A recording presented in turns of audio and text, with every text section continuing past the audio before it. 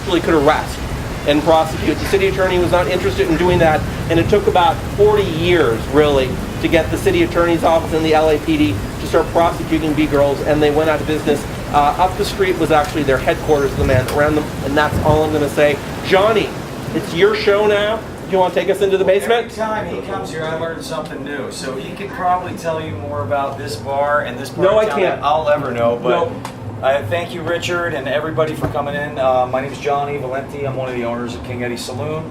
Proud owners of King Eddy Saloon. We took it over, my partnership took it over roughly about 7 to 8 months ago.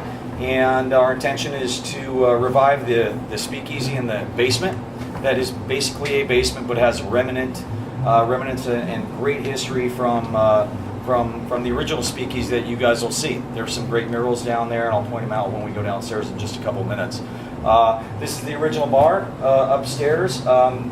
It's been here for a long time. The original long time. The original bar, the original saloon was really just this half of the bar. So where these are structural columns. And at some time in the 60s, late 50s, early 60s, the owner at the time bought out the neighboring business, which was many things, including a barber shop, and created kind of like a circle bar here, and it's been that way ever since. We took it over, and we loved the scars of the upstairs bar. Our idea is to kind of keep it less refined upstairs, and then go a little bit more refined Chesterfield sofas and cocktails and dancing and live entertainment downstairs. So that's our intention. We're hoping to break ground in about 2 to 3 months on that. We have all our entitlements in place, and we're really excited about it. Not only to do that, but to be part of the neighborhood going through a renaissance. It's significantly different than it was 6 months ago, and now there's quite a bit of momentum at the present time, and we feel like we're lucky to be a part of it. So with that said, I don't know what the time scale schedule is. 25 minutes. Okay, that'll be perfect. Let's go to the cellar. Yeah, let's do it. And you can talk for a bit about what people want to hear what you're going to do. Yeah. And then we'll spend some time talking about in a speakeasy how things were run with Charlie Crawford and Guy McAfee.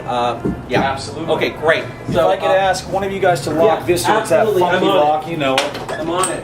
Done. Lock. We're going to come around the bar. We're going to walk through this little McAfee.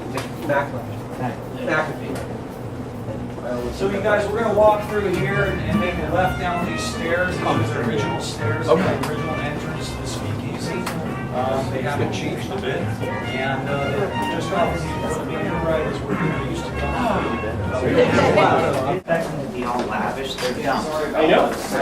They're absolute toys. Yeah, here's the cop, or Bobby.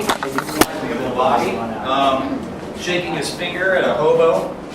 He's just trying to take a nap on a bench over here, and he's saying, "Hey man, you got to get out of here." So this was all covered up when we took over the place. And it's congested now, but we had it all cleaned out. When we first took over, there were boxes and just things everywhere, and you couldn't see any of this. So as we took it out, we started to see it. This door was also locked shut, so we were able to open it.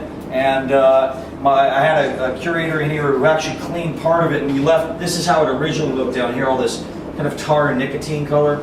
And then we revealed a little bit more color up here. Our intention is to take this off the hinges and use it inside of a wall as a display piece for the bar.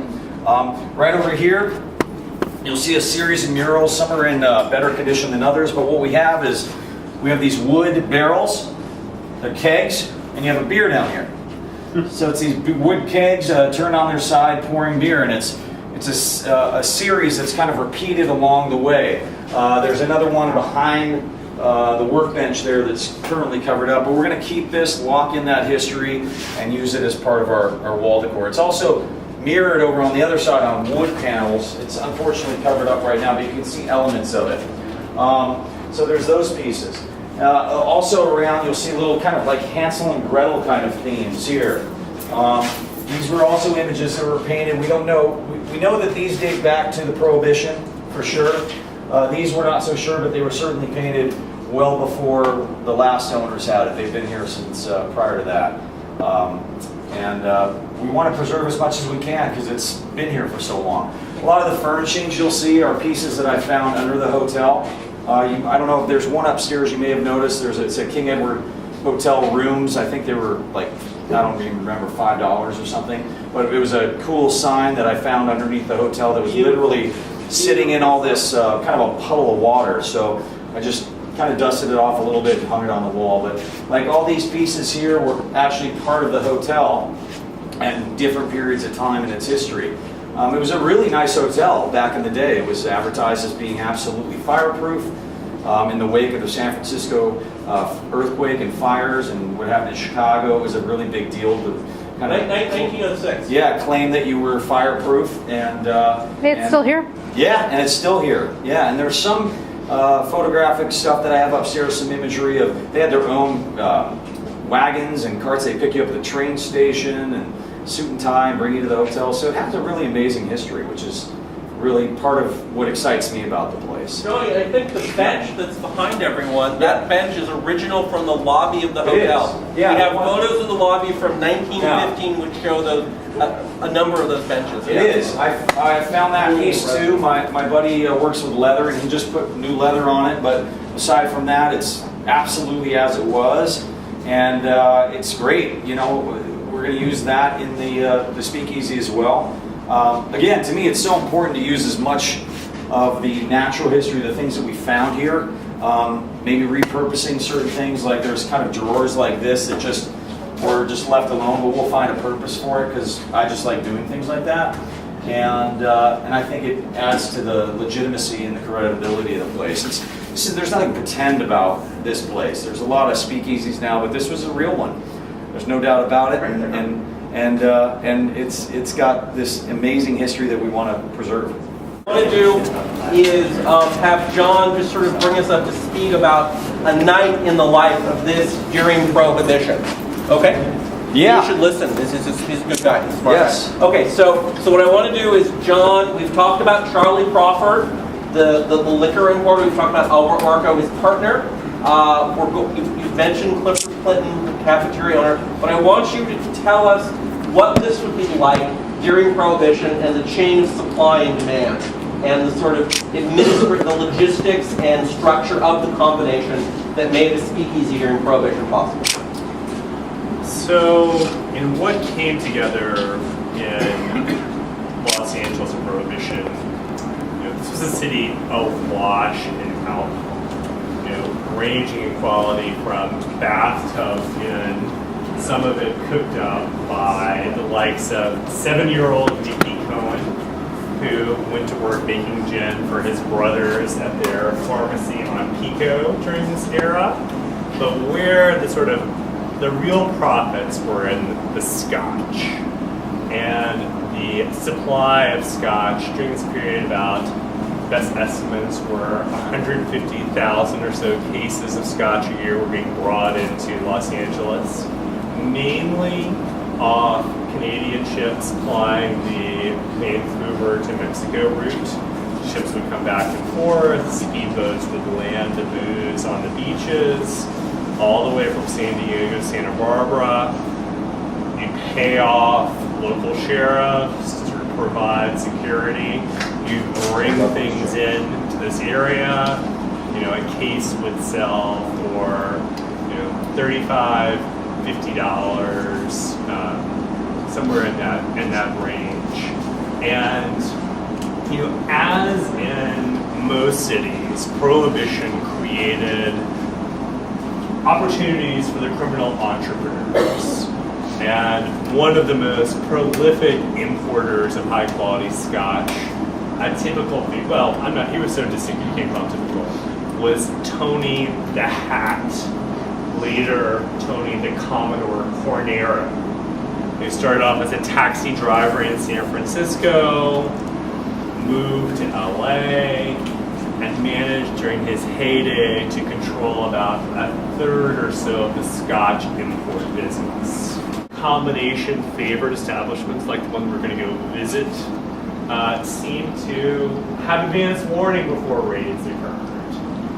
They got the tip-off, and so you had set in place this very distinctive model of organized crime where parts of LAPD weren't just bought off, they were partners, and where kind of the outsiders like Meyer, Lansky, and Siegel had a really hard time gathering a foothold. Perfect. Questions? So as you came through the back here and walked down here, like what would the landscape look like as you walked through that door back then? Most What would you expect to see as you walked in here? pretty dingy. Most likely, you'd probably go down. Some speakeasies only had a chute. There's a chute on the side. A lot of speakeasies. We're going to go to Broadway and 7th in a minute. The speakeasy under Lowe's only had a chute, so you literally would just get on your rear end and slide down a chute. Sawdust on the floor. These were not nice places. They Are were there pictures available of what this looked like? No. There's Not just this one, not that I've found. these are very poorly documented spaces. Mike, I know you're doing some work. It's very hard to find. Mike, tell us. Well, Mike, I think has seen more photos of speakeasies in downtown than anyone in this room. Mike, tell us your impression of the speakeasies in downtown. I'm going to introduce Mike. No. Okay. No. Yep. Not interested. Okay. Go ahead. Most of the speakeasies at that time were basically toilets. That's the best way to describe them. They were a pick up and go operation. There was no. There was nothing nice about them. They were often called sawdust joints. Sawdust joints, whatever. Their whole thing was they're giving you a product. They're not giving you any type of ambiance. So if the police kicked in the door, they could literally run out and they're not losing anything. I mean, the tables in a lot of these photographs are nasty, look like benches they stole from public parks or something like that. They're not nice places. So that whole thing of thanks to you, I've seen some images, and it is really striking. They're sawdust joints. The people are often quite dressed up. very nice. So they're dressed So very nice. you'll see when you do catch the photograph, people dressed, in hats and dresses and furs and jewels, and there'll be sawdust floor. Sometimes there'll be like a roulette wheel, something like that. You'll have heavily barricaded doors with lots of bars and peepholes and so forth. 2x4s going across the floors. And a lot of times everyone's compacted in. You're wondering how these people are even comfortable because there's literally everyone's crushed in there. The fire hat, terrible Oh, fire hat. absolutely. Oh, yeah. They were. Everything they were doing was illegal. Might as well break that law too. And then a lot of times you would have like sort of an upstairs downstairs scene. So upstairs you would have the high stakes gambling table. Like upstairs would be where the real action was. And there'd be like 10 guys in there and 10 girls, and that was about it. There was that was the high stakes. But the general speakeasy was overall a dump. I mean, it wasn't a nice place. Right. We've got to go. We got to get back on the bus. I would love to actually, that's great. I'll assume you can do that better.